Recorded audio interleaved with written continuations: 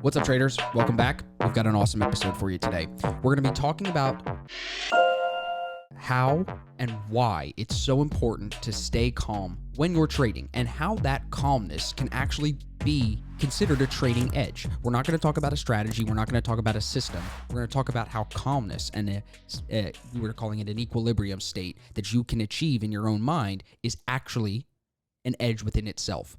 This article that we read from the New Trader U, Steve Burns' website, you guys know Steve and I have been good friends for a while.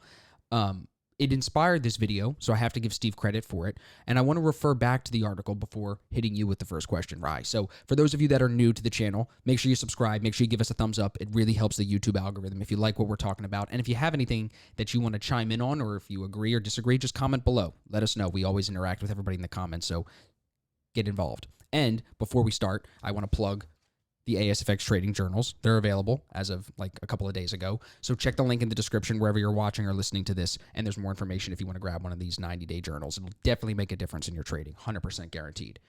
So, like I said, we're talking about why first it's important to stay calm. And then we're going to talk about how to do it. I actually have some tactics that Steve didn't go into in his article, which is fine. I'm going to just give you guys some tips that I use, but we're going to get there. So first, let's talk about why it's important to stay calm.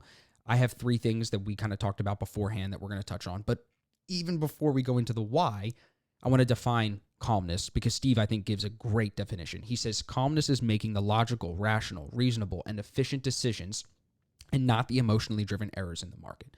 That sounds fantastic. So you're telling me if I can just find this sense of calmness, I'm going to avoid all these stupid errors that I've been making in my trading for so long. That's what a lot of people are going to say when they hear that, right? Okay. But let's take it deeper. Why is this actually important to achieve? Not just in your trading, I think it'll translate into your everyday life too. Number one, I think it helps with risk management. Number two, I think it helps to keep realistic expectations. And number three, and I'm going to let you take this one, but it's the market is always changing. No matter what market you're trading or what instrument you're trading, it's always changing. It's always tumultuous. It's moving. So if you picture it like the ocean. That's what you said. If you can't be the boat and float through the waves and maintain that state of equilibrium, you're going to get eaten up by the waves of the market, right? So of those three, which one do you want to dive into first? It helps because of with risk management, realistic expectations, or why the market's always moving.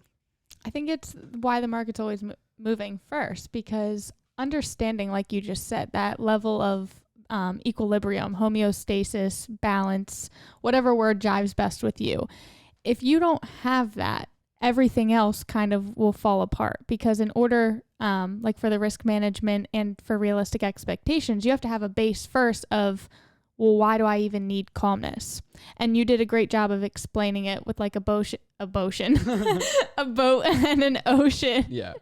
But as traders, if you're not calm and you're going into these trades, say your emotions are really heightened and you're like, yes, I caught the bottom. I'm riding the wave. I'm going up. But then the market starts doing its thing and maybe the market goes down. You're trying to ride this wave, and then immediately if the market goes down on you, it's like then your emotions are brought down with you. There's no control over that. So if you can just kind of remain neutral throughout all of that, you can clearly see what the market is doing, and then you can choose to respond instead of just always being reactionary. Yeah. You had a good tweet the other day. I forget exactly what it was word for word, but I got a lot of good tweets. You do, but it was about reacting or not reacting. Oh, this was from our yoga class. Yes, the lady responding. Said, yeah, you don't want to react. You want to respond. They don't let us take our phones into yoga, and I hate it because I have good ideas when they say stuff sometimes, and then it makes me think. But those were word for word. It's what the lady said. And I was like, oh, that's a trading quote. I'm tweeting that. Because right into trading, you want to be able to then respond. For the next hour, I'm sitting there thinking about just those words. And I'm just like, don't forget, bro. But you want to be able to respond to the ever-changing market. Right. You don't want to have to be constantly reactionary to it. So I think that is like the basis, the first and foremost important part of like why calmness, why you need to be calm. And if that's not enough for you to keep watching this video as we go further, like, yeah, because we can tie that into tactics. So many things. But I want to say too, essential as a trader. Just referring to Steve's article, he says calmness lowers emotional volume and panic turns up feeling so loud in your mind that it's hard to hear your trading plan, much less follow it. So the reason I wanted to throw that in is because some of what you talked about, I think we need to now tie to the tactics of how to actually stay calm. And one of them that you brought up when we were writing our notes for this was journaling your emotions, not just journaling your trades. And that's part of why we built these journals the way that we did. It's kind of working out to be a nice little plug for us. But these journals prompt you with questions and keep track of your emotions every day, not just your trades and not just your productivity, right? So if you guys watch the video, I'll put the link down below in the description. You'll see a whole walkthrough of these pages in here to do each day. We built this to solve this problem because I think a lot of people were ignoring their emotions, right? Yeah, absolutely. And it's like you might think that you remember how you feel No, about but a you certain never trade. can Right. be, you can't create that feeling again. You need to detail it because as a trader, you should be somebody that understands and recognizes patterns. Well, you have to recognize your own emotional patterns. And there's no way to do that without documentation. That's like saying that you could create a system without markups. It just Doesn't make any sense. yeah. So my audio just lost. Hold on. Am I back? Yeah. Cool. To another part of Steve's video or Steve's article, he said, calm is boring and chaos makes people curious. I find that often new traders don't understand the concept of sitting and waiting and that they actually have to spend more time waiting and studying than they do actually trading. So it's interesting that it's seen as like calm is boring and boring is good when it comes to trading almost, right? Yeah. It's almost like in your trading plan, you should write down, and this goes into another tactic we're going to touch on. You should write down a reminder. I'm not going to find great trades every day. It's okay to generate just ideas. I'm not going to be able to see this exciting market where I make 10% in a day. It's just not going to be. That ties into the realistic expectations. So my tactic to avoid that and to stay calm has always been to read my trading plan every day. I don't do it every day now because I've been reading it every day for so long. I can almost say it to you word for word. But I think for new traders, that's a must. Reading the plan every day will help you stay calm if the plan is built properly. Not only that, but just learning to sit with the emotion of, if it's really emotion, but just learning to sit with the calmness.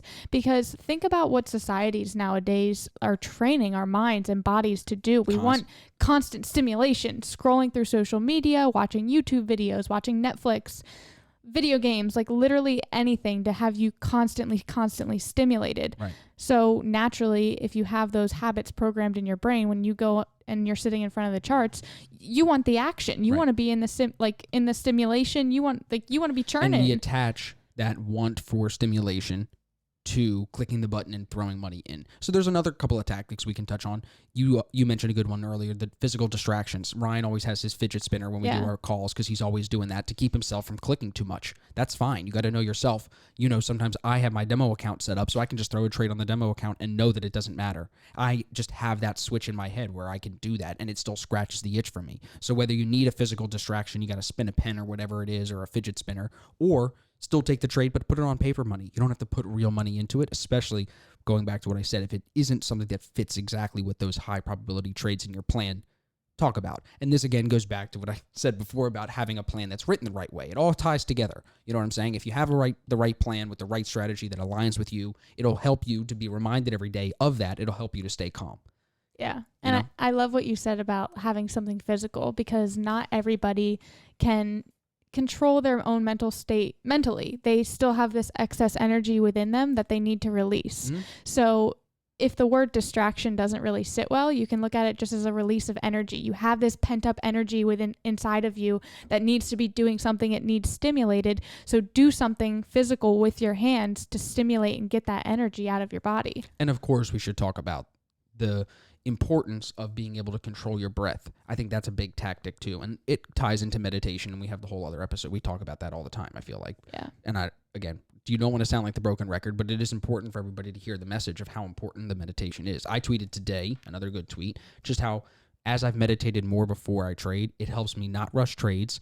And it also helps me tap into, I think, what is the flow state, because I have these ideas throughout the day, and I know right off the bat that they're good ideas. Sometimes they're not always trade ideas, sometimes they're business ideas, but I only have that now because I'm meditating more and I'm in control of my mind, I think a little bit more than the average person. So the mindfulness, the calmness actually comes from practicing meditation. So when you practice, not while you're trading, before or after, whatever it is, doing it every day over time, it's like a muscle.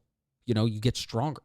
And I think if you can practice enough to the point where you're strong enough to control it and feel like you own it, then when you're trading and you have too many things going on, especially for someone like me that's in a group chat and I'm calling trade ideas and I'm doing all this stuff, that can just bring me back down for a second and say, okay, where are we at? Yeah. You know And what to I'm go saying? back to like our water reference, like for those that maybe need a visual, if we think of our mind as the ocean, when the ocean is super choppy, you really don't see much in the water. It looks very mucky and dirty because it's ruffling up the stones and stuff. Think about that when your brain is super active. Mm-hmm. It's like very wavy. And then think about really calm, like pond water. You can see straight to the bottom. There's so much clarity because there isn't constantly thoughts and No stuff moving waves in around. your brain. Yeah, so you have to kind of just, again, that homeostasis equilibrium. Think of your brain as like a clear pond, because then, like you said, when you get ideas, they do seem so much clearer and they come to you more easily because you're not all choppy. And the other big piece about this that we should touch on too is, and Steve mentions it at the end, just how outside forces will try to influence you and try to make you panic. The news, social media, all of these things. Donald Trump's Twitter. What do? They all thrive on negativity. Negativity drives clicks. So if you're constantly watching TV, constantly following these perma bears, people that always think the world is ending and the market's coming down and blah, blah, blah, eventually that's going to rub off into your own trading and disrupt your calmness. It will. So I think it's really important, especially for new traders. We should make I always say this, I feel like we just got to get to it. We should make a whole video just talking about why new traders don't need a group chat. Like, you should find a system, find a course, find education, practice it on your own, build the plan, follow it your own way. And then when you're doing it well, then contribute to the community. Come in before you start trading, come in after you're trading, get some feedback on your ideas. Use the community that way, not for signals, not for reliance. You know what I mean? Because it'll distract you. I feel like if you are a beginner and you are still in the education phase, a group chat could definitely be beneficial if you're merely learning. It's like, if you're a beginner, don't try and be trading and multitasking in a group chat. That's where it can really screw you up. But if you're not actively trading yet, but you're still a beginner, absolutely you can watch the group chat. Right, because then you can learn from watching. Yeah, for sure. But then what do you think about the social media stuff? Like, the people on Twitter, like, because you're seeing all this stuff on Twitter all the time as it comes in, flying in, all this, every breaking news every second. I think that can disrupt that calmness. So I think that if you're a trader, regardless if you're an experienced trader or not, it's like, what are you on social media for when you're trading? That immediately is pulling your focus away from what you should be focusing on. Right. So it's, if you're somebody that's creating content like yourself or like a lot of other traders out there, I wish I didn't have to do it. It's a little different because then obviously you have to be like filming with a camera or something, a little bit more multitasking. But if you're not a trader that's in that field, there's no reason to be on social media while you're trading. Like, think if you had an actual 9-to-5 job with a boss peering over your shoulder and they just saw you doing social media while you're doing your job. Like, you don't do that. Right. It's just not okay. I'll be honest. Like I said, there's always time where I wish that I didn't have to do it. You know what I mean? But I feel almost obligated because I've been doing it so long for such a consistent period of time. I want to continue to deliver. But it's like, there's some times where I'm just like, I'd rather. But you're good at, because you get on to post and you get off. Some people, they get on social media, and back to the calmness, the whole point of this podcast. Think about how much chaos social media, and when I say chaos, that doesn't necessarily mean like, I picture like the SpongeBob episode where he's running around and everything's on fire. Not like that, but just the chaos of when you're scrolling, you might follow an animal account, a yoga account, nature. It's just so many different distractions that it's like you're creating your own chaos. It might be a positive chaos because it's stuff you love to see. That's why you follow it. But it pulls off good trading decisions. But it's chaos because it pulls your brain in so many different directions and thought patterns that now you're not even thinking about your trading. Calm is boring and chaos makes people curious. Yeah. And there really should be no curiosity in trading because you should be following the plan. So I think for everyone watching, if you can take anything out of the video, it would be the tactical side to focus more on your breath, learn how to control your breath. If that means starting to meditate for you or taking that meditation deeper, whatever it is. If you have any questions about that, comment below or reach out to us. We'll help you or direct you as much as we can. But honestly, you can go on YouTube and learn a lot. Yeah.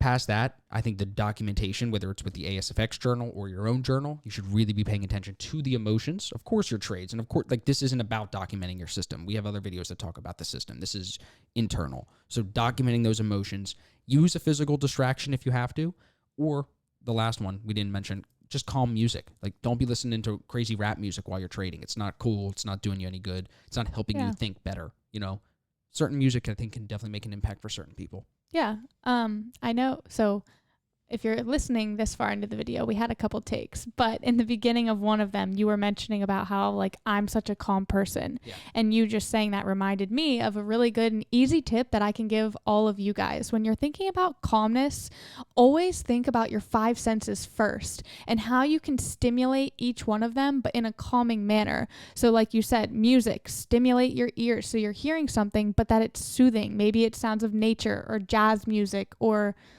something of the calm realm.